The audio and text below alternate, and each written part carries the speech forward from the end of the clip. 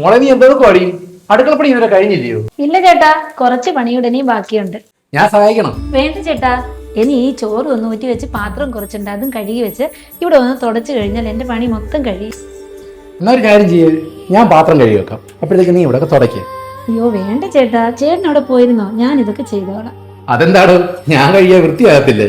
അയ്യോ അതുകൊണ്ടൊന്നും അല്ല, ചേട്ടനാണോ ഇതൊക്കെ ചെയ്യുന്നത്? അത് നിന്റെ നല്ല മനസ്സ്. ചേട്ടനെന്നെ ഒത്തിരി ഇഷ്ടല്ലേ?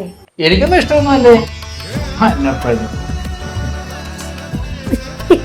ഞാൻ അവളെ സ്നേഹിക്കുന്നുണ്ട് എന്ന് സ്വയം വിചാരിച്ചിട്ട് കാര്യമില്ല. തന്റെ പങ്കാളിക്കും ആ തോന്നലുണ്ടാകും വിധം അവളെ സ്നേഹിക്കണം, സഹായിക്കണം.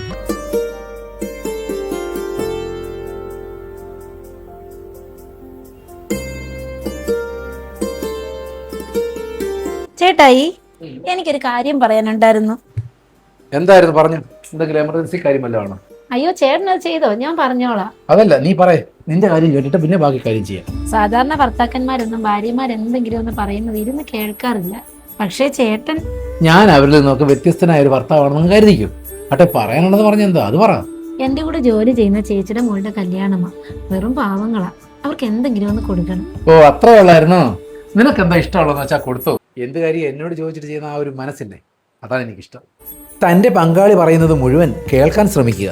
തന്റെ വാദം മാത്രം പറയുന്ന ശീലം ഒഴിവാക്കുക. അത് ബന്ധത്തിന് അകലം സൃഷ്ടിക്കും. പങ്കാളി പറയുന്ന നല്ല കാര്യങ്ങളെ പ്രശംസിക്കുക.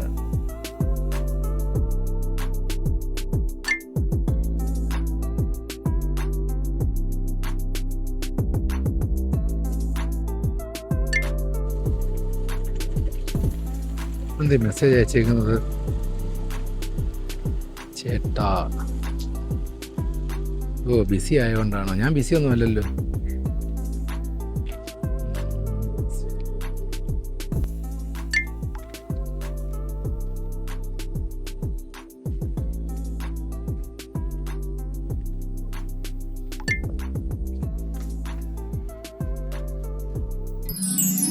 ആ ചേട്ടൻ വന്നു. ചേട്ടനെ ഞാൻ കാത്തിരിക്കുകയായിരുന്നു. ആ, എന്ത് പറ്റി? ഓ, ഒറ്റയ്ക്ക് ഇങ്ങനെ വെറുതെ ഇരുന്നിരുന്ന് ഭയങ്കര ബോറാണെന്നേ. അതിനാണോ കുത്തിയിരുന്ന മെസ്സേജ് അയച്ചോണ്ടിരുന്നത്? ചേട്ടൻ ബിസി ആണെങ്കിൽ ഡിസ്റ്റർബ് ചെയ്യണ്ടെന്ന് കരുതിയാ ഞാൻ മെസ്സേജ് അയച്ചത്. സത്യത്തിൽ നിന്റെ കാര്യത്തിൽ ഞാൻ ഭയങ്കര ഹാപ്പിയാ. അതെന്താ അങ്ങനെ തോന്നാൻ? ഞാൻ അതിനെന്ത് ചെയ്തു? നീ എപ്പോഴും എന്നോട് ഇടപെടുന്നതേ എന്റെ മൂടും സാഹചര്യം ഒക്കെ നോക്കിയല്ലേ. തന്നെയല്ല, നമ്മൾ കഴിഞ്ഞ ദിവസം ഒരു ഫംഗ്ഷന് പോയില്ലേ, അന്ന് എന്റെ കൂട്ടുകാരോടും കൂട്ടുകാരികളോടും ഒക്കെ നീ അല്ലേ കൂടുതൽ പെർഫോം ചെയ്തത്. എല്ലാവരോടും നീ നന്നായിട്ട് സഹകരിച്ചു. എല്ലാവർക്കും നിന്നെ ഒരുപാട് ഇഷ്ടപ്പെട്ടു. അതിലൊരു കൂട്ടുകാരനോട് ചോദിച്ചാൽ എന്താണെന്നറിയാവോ? എന്താ? അവൻ ഇതുപോലൊരു പെണ്ണിനെ ഭാര്യയായി കിട്ടിയില്ലല്ലോ എന്ന്. അതിന് ഞാൻ മാത്രമല്ലല്ലോ ചേട്ടാ കാരണക്കാരൻ, ചേട്ടനോടല്ലേ.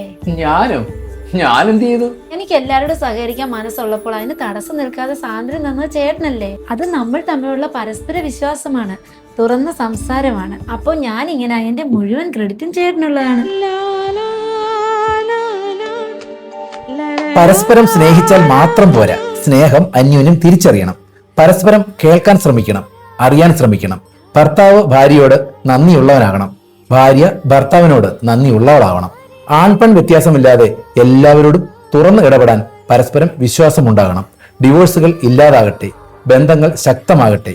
സ്നേഹത്തോടെയും സന്തോഷത്തോടെയും മനസമാധാനത്തോടെയും ജീവിക്കുക. എല്ലാവർക്കും നല്ലത് വരട്ടെ.